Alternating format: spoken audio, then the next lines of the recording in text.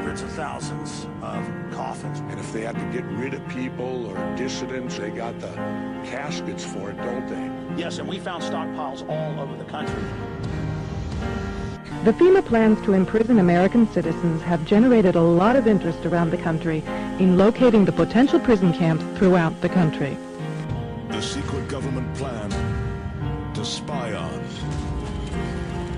round up, and imprison innocent Americans. Anybody that seeks to challenge the status quo could potentially be a violent threat.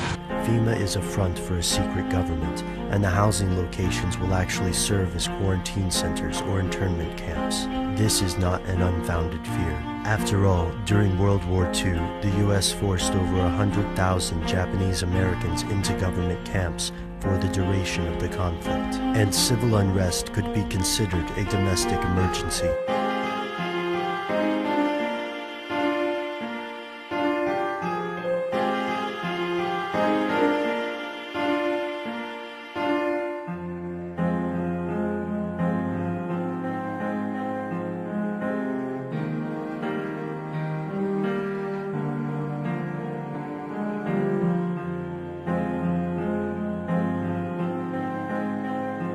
That the individual is handicapped by coming face to face with a conspiracy so monstrous that he cannot believe it even exists.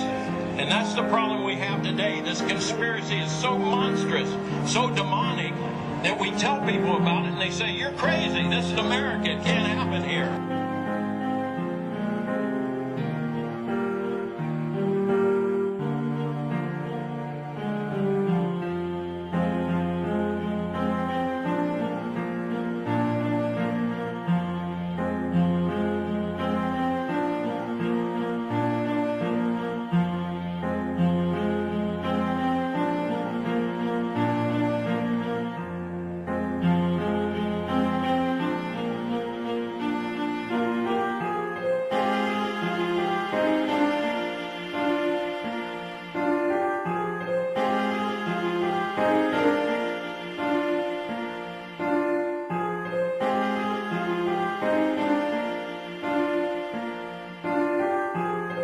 Now what we've just seen is one United States city outside, this is Atlanta, it has a metropolitan population area of roughly 4 million people. So this is one field outside of one U.S. city, and the brother of the man that owns this field, that the government is leasing this field from to store these disposable coffins, this brother was given 3 years to set up temporary morgues around the country. Now we found the website that we think these disposable coffins were made at, and we noticed that the lids that they're advertising on the website were rounded. But the lids, hundreds of thousands of lids there, the lids we found, folks, were flat, and they were reinforced. You know what that could mean? You can stack them on top of each other. That's a lot neater to stack them in disposable coffins than what we saw after the tsunami, when we would see bulldozers digging holes and taking bodies and pushing bodies into holes. America can stomach this much better.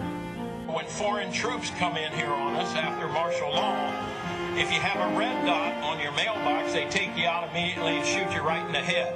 But if you have a blue dot, they take you to the FEMA camps being built by Halliburton right now to house 50 million Americans. They're building enough concentration camps in America. In this portion of the parking lot is a brick building, suitable for processing, next to a gate that leads right out to the railroad tracks. And all of this is contained inside a fully fenced area, now 3 layers deep in fencing at this point. This U.S. Air Force train indicates federal and military involvement.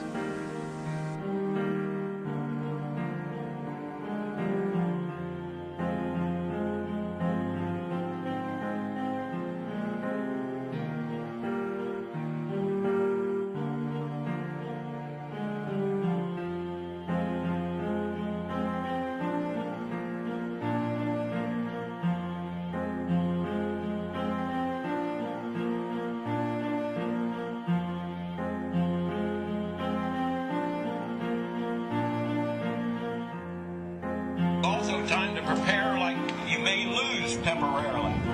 So I'm going to tell all of you, if you have not bought ammunition, if you have not bought guns, go get them now.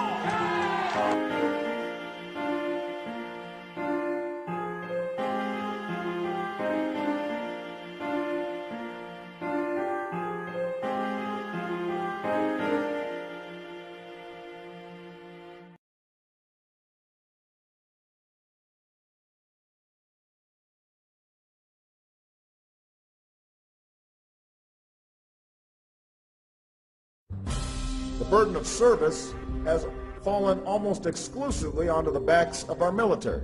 And that's why I won't just ask for your vote as a candidate. I will ask for your service and your active citizenship when I'm President of the United States. Citizenship is not an entitlement program. It comes with responsibilities. A young person joining our military must know that we will only send them into harm's way when we absolutely must. We need to ease the burden on our troops while meeting the challenges of the 21st century. People of all ages, stations, and skills will be asked to serve. Because when it comes to the challenges we face, the American people are not the problem, they are the answer. We cannot continue to rely only on our military in order to achieve the national security objectives that we've set.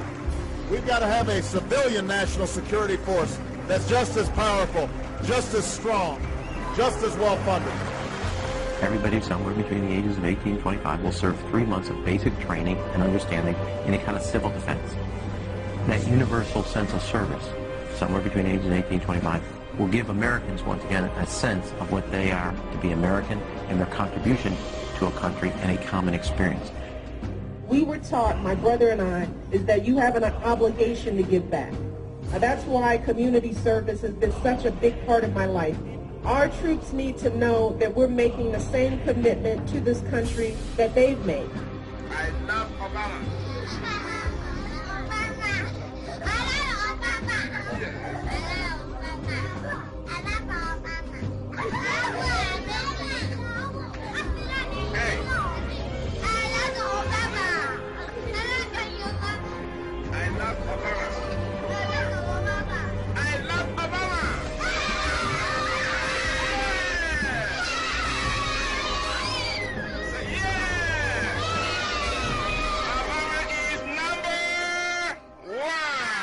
We're gonna spread happiness. We're gonna spread freedom. Obama's gonna change it. Obama's gonna lead 'em.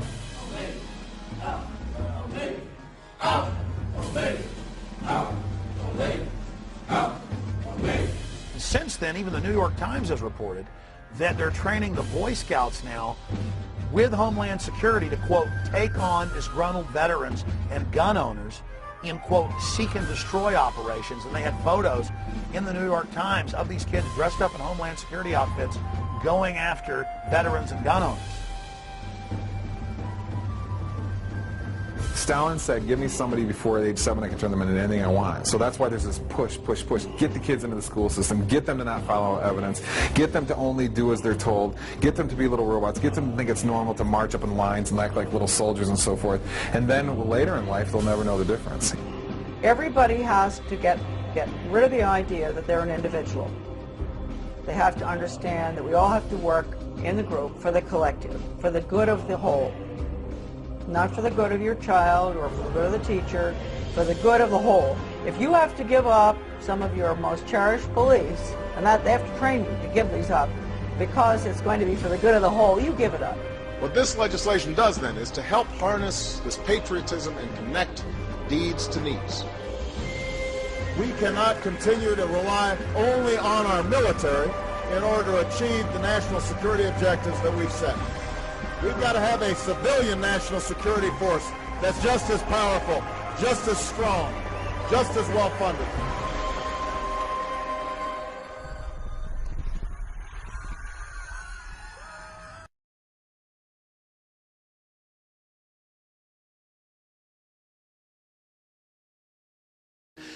President Barack Obama wants your guns. He wants your Second Amendment. This prick that calls himself the United States president wants your guns. I'm going to read you a quote here. This is a direct quote from your president. As a country, we have been through this too many times, he said. These children are our children, and we are going to come together to make meaningful action to prevent more tragedies like this, regardless of politics. What does he mean by that? What does he mean by that quote? He means he's going to ban guns. Now, this isn't just because of the shooting today. No, this has been in the works since this guy was elected president of the United States. This president hates America. Not only is he a socialist, but he hates America and he hates the United States Constitution and he wants your guns. Everything we love about America, all the freedoms our forefathers fought for, all of it is under attack by Barack Obama. But the media won't tell you that or show you the story you're about to see. So you've got to watch this, and your friends and family members and fellow Americans do too. So pass this story along, then join the NRA, upgrade your membership, or donate. Let's all defend our freedoms this year. Thank you.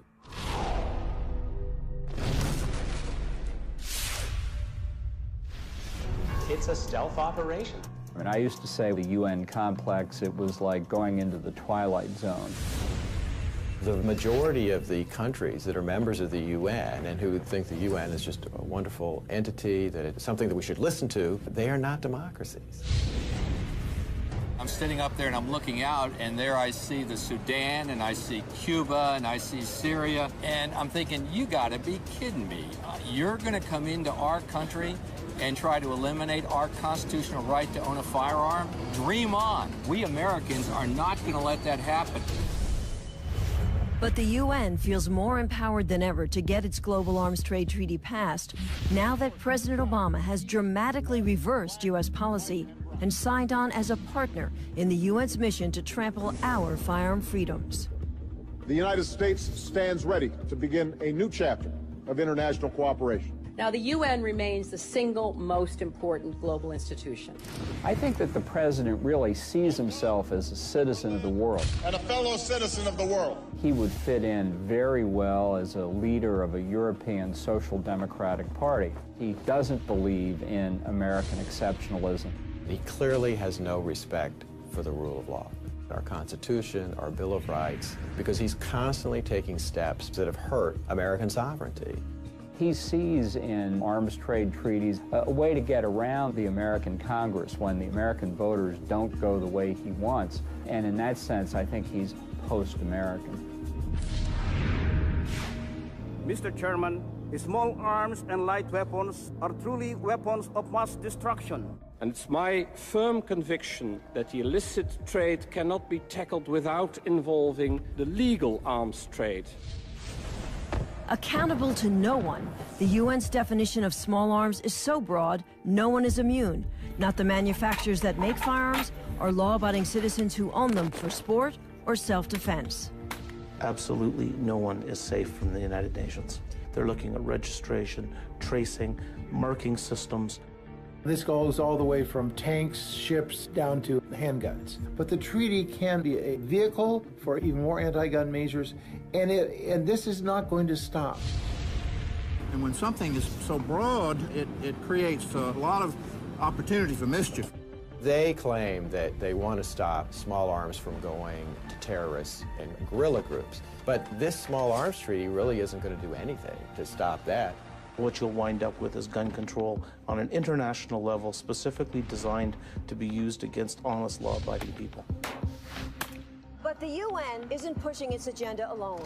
It's backed by powerful, well-financed NGOs, non-governmental organizations like IANSA, Oxfam, and Amnesty International that have made a living out of targeting the NRA and gun ownership as evil.